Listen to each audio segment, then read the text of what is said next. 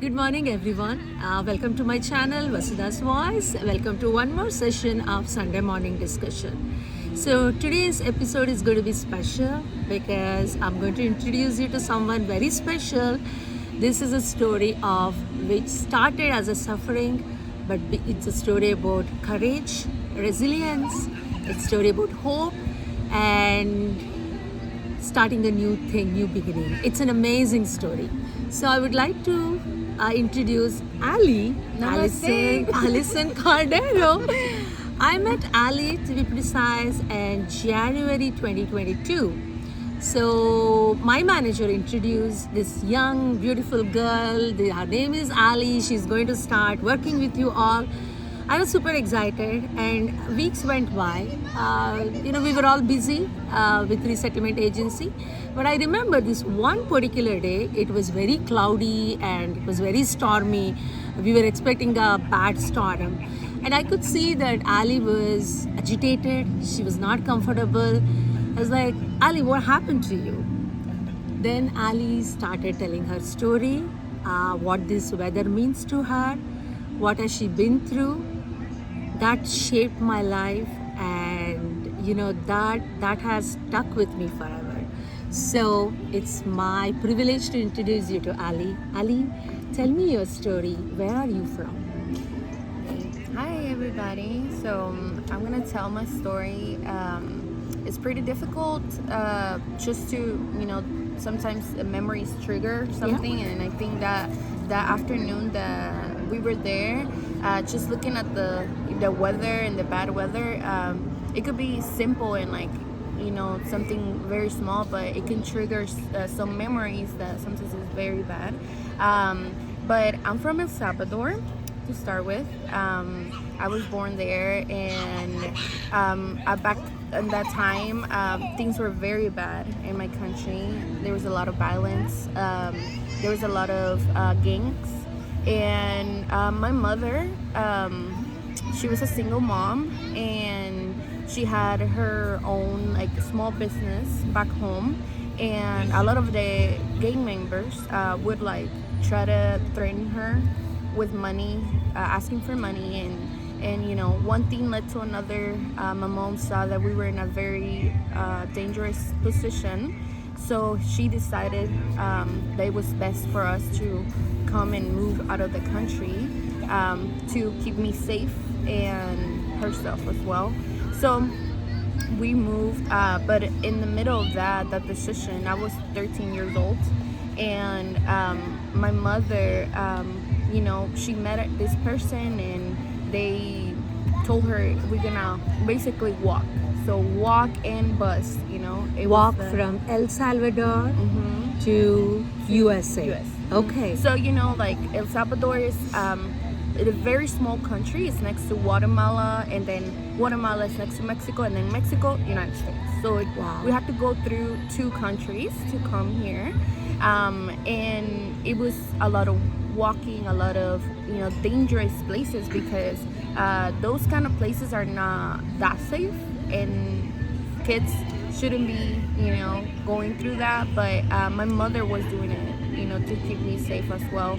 So she had no other option. And I remember this one night, we were entering Mexico, and this place was very dangerous, and my memory sometimes gets blurry on that memory. I guess it was very traumatic, but I remember this was two couples were next to the room next to us, and you can hear how this person was trying to kill that person. Wow. So I think as a small a kid, that could impact you so much. And my mother was just telling me she was crying, just I guess frustrated of the two situations. She couldn't go back because she knew that we were in danger, and seeing me how afraid I was in that moment. But going through it, through Mexico, through Guatemala, is very dangerous. But I'm so grateful with my mother. She was so brave, and also because seeing her that she was brave made me brave, right? So whenever we here in the United States, I never thought that I would have this life, and I thank it first to God and then my mother that she was brave enough to bring us here. Because of her, I had, like studies. I went to high school here, and I don't even know like how from being a 13-year-old in El Salvador, being afraid of that they can murder you from one moment to another. Because I don't know if you know this, Basura, but like in El Salvador back then in that time, if a girl didn't accept to be a boyfriend of a gang member, they could rape you, kidnap you, and kill your family to like threaten you to be part of them or be their girlfriend.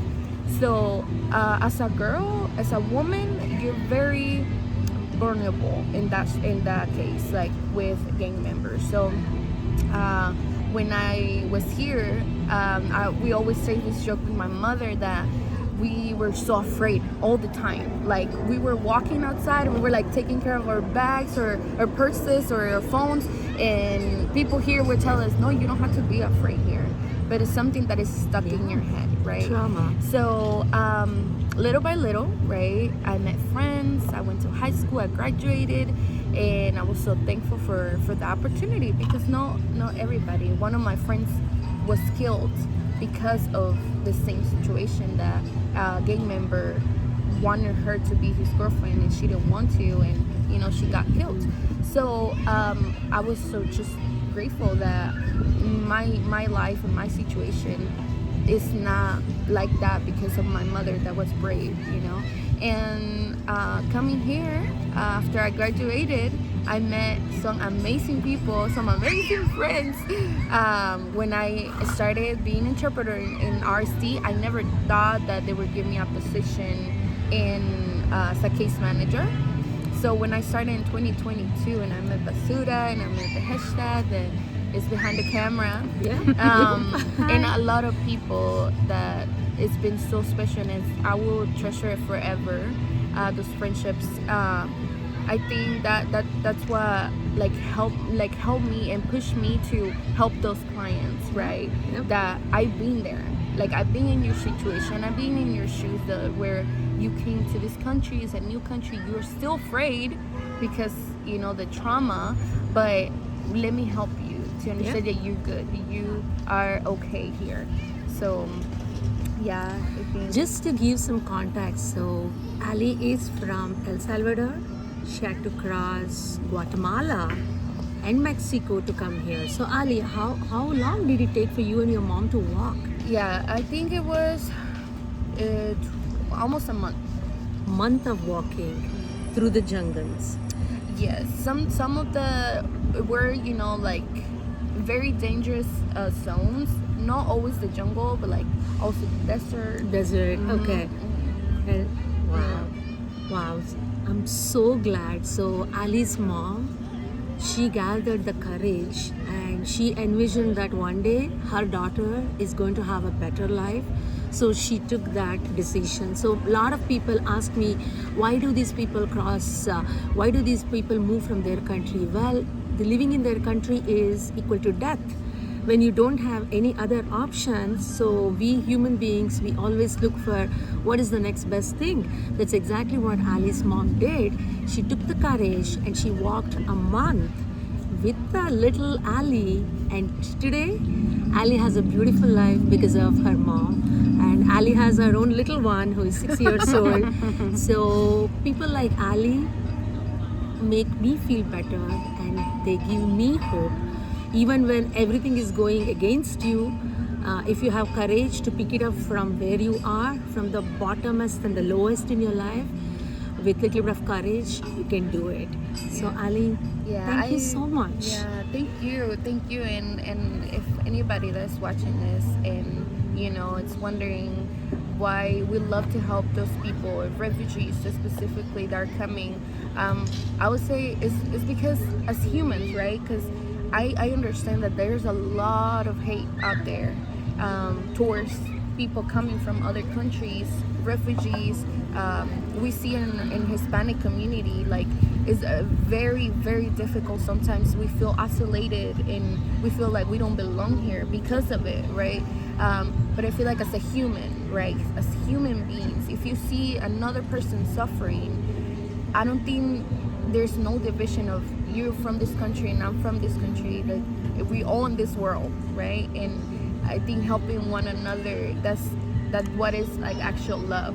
And I feel like if you feel sometimes that I'm isolated, oh, I don't belong here, it's like just thinking about helping another person that probably is in your shoes, or was the shoes that you were in before, that could help. And the Suda has a lot of contacts. If you would like to help Yeah. those in need, please contact the Suda. Yes. Yes. And if you are in the position that we were once in, don't worry, everything's gonna be okay, everything's gonna be fine, because there's still love in the world. Yes. And Yes. and There's more good Yes. in this world than bad. We just need to focus on that. yes. Thank you so much, Ali. It matters a lot to me that you shared your story. More strength to you, and convey my regards and respect to your mom. And by the way, Ali's mom is exactly of my age, so I'm her office mom, Yes, and she's that my makes office me a mommy. I grandma. Exactly. So love it, love these stories. Thank you so much, everyone. So see you all next week with one more uplifting story that has shaped my life. Thank you so much, and special thanks to Beheshta for shooting this. Thank you, Beheshta. Bye bye. Bye.